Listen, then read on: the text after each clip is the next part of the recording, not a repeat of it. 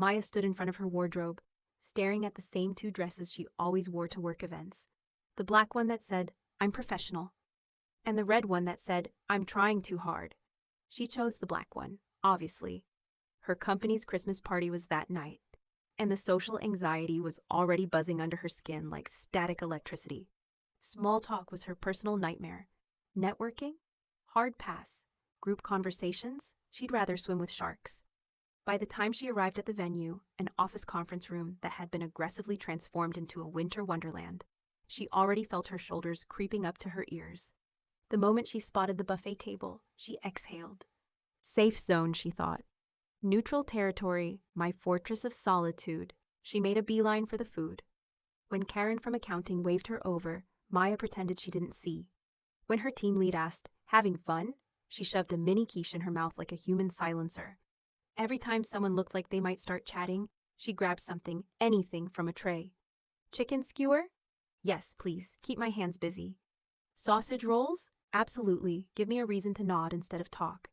Then came the internal commentary. If I'm chewing, they won't expect conversation. If I'm holding a plate, I look occupied. If I stay near the food table, I don't have to mingle. If I keep eating, maybe the night will pass more quickly. But by 10 p.m., she felt terrible, heavy, bloated, foggy.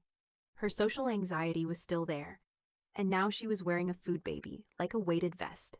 She slipped into the restroom for a breather. She looked at herself in the mirror and whispered, "This is not working."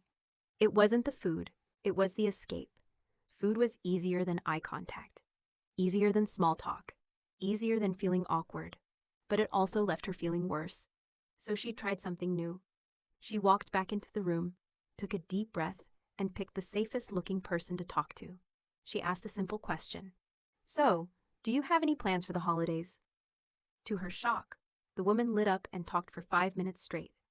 All Maya had to do was nod. She stayed for another half hour, stayed away from the buffet table, spoke to 2 people, survived 3 awkward pauses, and left feeling proud. On her drive home, she realized something important. She didn't need the food shield. She just needed small, gentle steps that made the night feel manageable. Not perfection, just presence. Reflection. Eating to cope with social anxiety is incredibly common. Food feels safe. Social interactions feel unpredictable. But using food as an escape often leads to overeating, guilt, and more anxiety later. I know it can be hard. These are the things I found to be helpful. You don't need to face the whole room at once. You just need a few tiny steps that help you stay connected to yourself. Step away from the food table once in a while. Hold a glass of water instead of a plate. Alcohol can be tricky because you might end up drinking too much. Start one simple conversation. Any holiday plans works every time. Take breaks to breathe in the restroom.